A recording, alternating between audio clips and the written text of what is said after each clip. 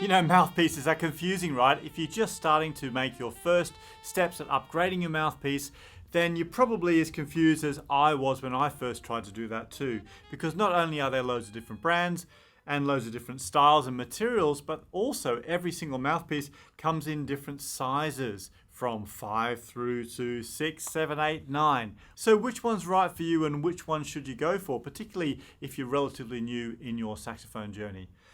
Well, I don't have all the answers. I'm not an expert. I'll leave that to guys like Jody and Theo 1A. But I can tell you what I'm using and also what I'm changing to and why. So that's what we're going to be digging into in this video today. And in fact, I've got these 3 mouthpieces that I've been playing around with over the last couple of weeks. These are the Jody Jazz DVHR. I love these, they're a great mouthpiece.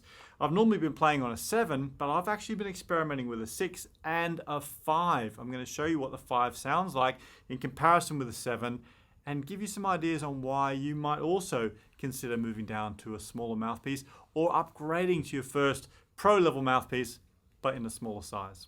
So just to give you a starting point, I'm going to grab this size 7 and pop it on my saxophone and let's have a listen to what it sounds like.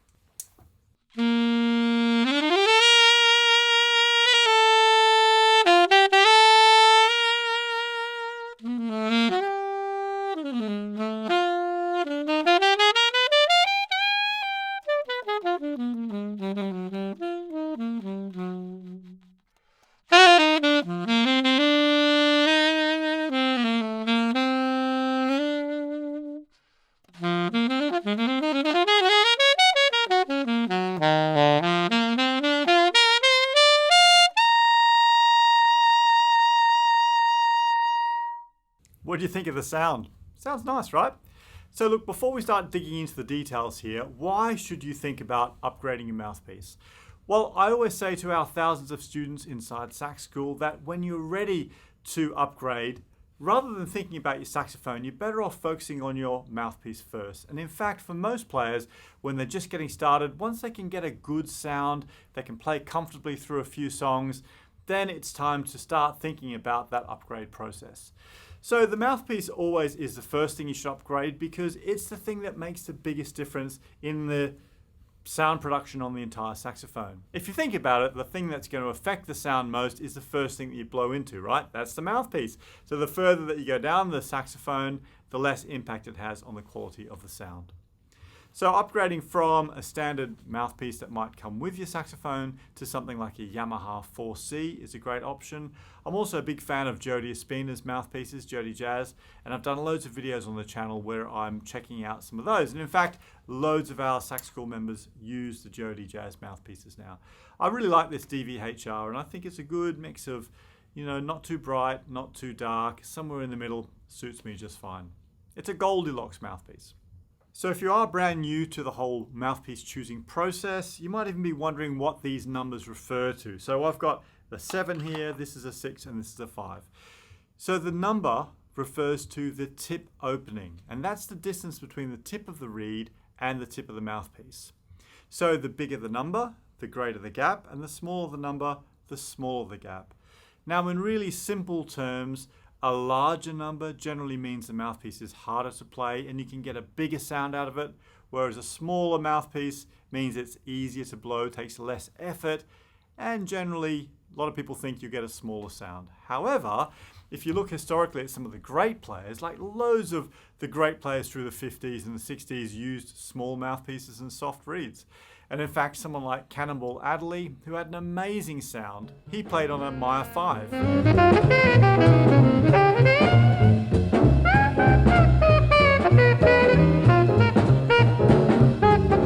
In contrast, if we look at tenor players, Ernie Watts is one of my favourite tenor players. And I remember talking to him years ago at a gig in Australia, and he was saying that he played on a size 13 mouthpiece. So that's basically like having Arnold Schwarzenegger lips. Really, really, really strong. And he played on a really hard reed. And in fact, the relationship between the reed and the mouthpiece is also very important, and we'll get to that in a second.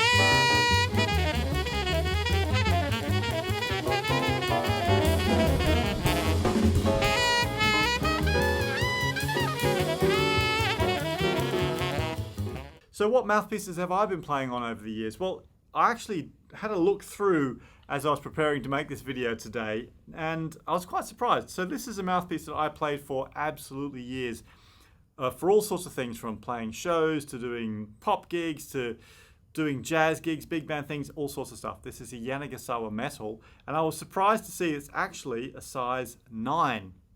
Okay, that's a really big mouthpiece. But I played that for a long time. This is another mouthpiece that I moved to. I played for a long time. This is a Theowane Gaia, and it's actually a size 8. And then a few years ago, I moved down to a size 7 in the Jody Jazz HR style, and also the Custom Dark. I really like the 7 in the Custom Dark. But I've been really getting into the DVHR, and this last few weeks, I've been experimenting moving down from a 7 down to a size 5. Now, just before I show you what the 5 sounds like, what about this whole relationship between the mouthpiece and the reed? So just like mouthpieces, reeds come in different strengths or sizes. And in fact, the bigger the number of the strength, the harder the reed is. Most beginner players might start, particularly adults, might start on a size 2 reed, sometimes on a 1.5. And most players play around a 2.5, maybe up to a 3. So I'm using a Leger synthetic reed. I love Leger. I've been playing them for years now on all my saxophones. And I find the 2.5 is really good. This is actually the brand new French cut Leger, and I think they sound great. Quite dark, really, really cool. So the thing about the relationship between the mouthpiece and the reed is you can go to a smaller mouthpiece, which means that the distance between the tip of the reed and the mouthpiece is smaller, and then complement that by having a slightly harder reed. So you still have the same resistance. And conversely, you could have a really big mouthpiece and then play on a softer reed. So you still get that same balance between the two. Now, what I've been experimenting with though is actually having a very light setup all the way around. So I've been going to a smaller mouthpiece, a size 5, and still playing on a size 2.5 reed to see if I can get that nice warm full sound even with a really light mouthpiece setup. So I'm going to pop that size 2.5 reed on my size 5 DVHR now, and let's have a listen and see what it sounds like.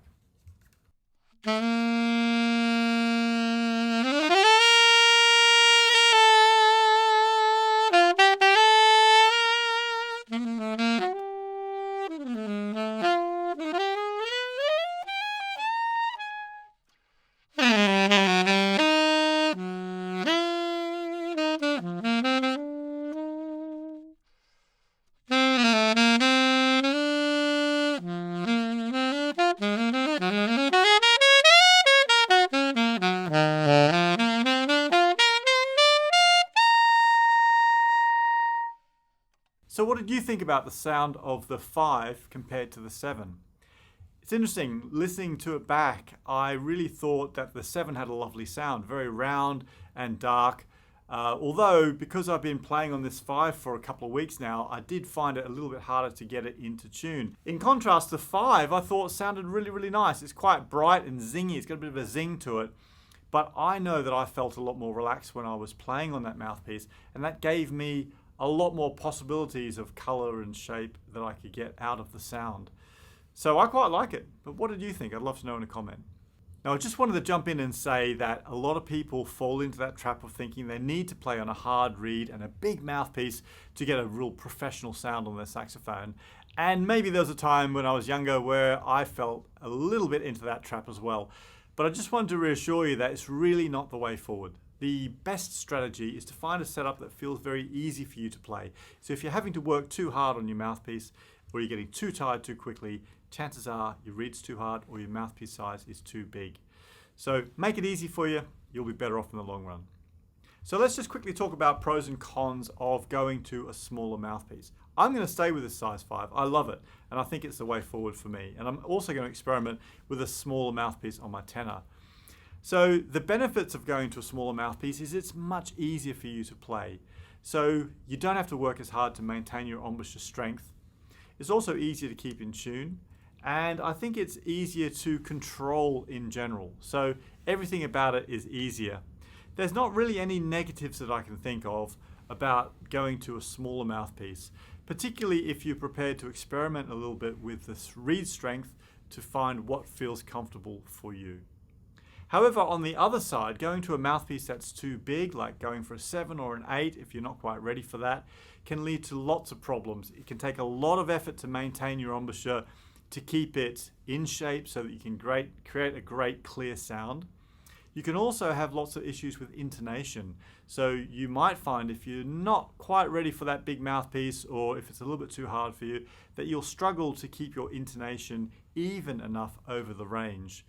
And if you're finding that's a problem, that's a red flag that maybe you need to think about a softer or a smaller mouthpiece. So let me know in a comment down below what size mouthpiece you play on. I'd love to know, and also which of the mouthpieces I played today you preferred. Was it the 5 or was it the 7? I'd love to know down below. If you want to see what we're doing over at Sax School and how we're helping thousands of people, then you can grab a 14-day trial, which is available still as I'm filming this today. It's over at saxschoolonline.com. I'll pop a link in the description down below. And then when you're ready, go check out this video next for some more mouthpiece tips.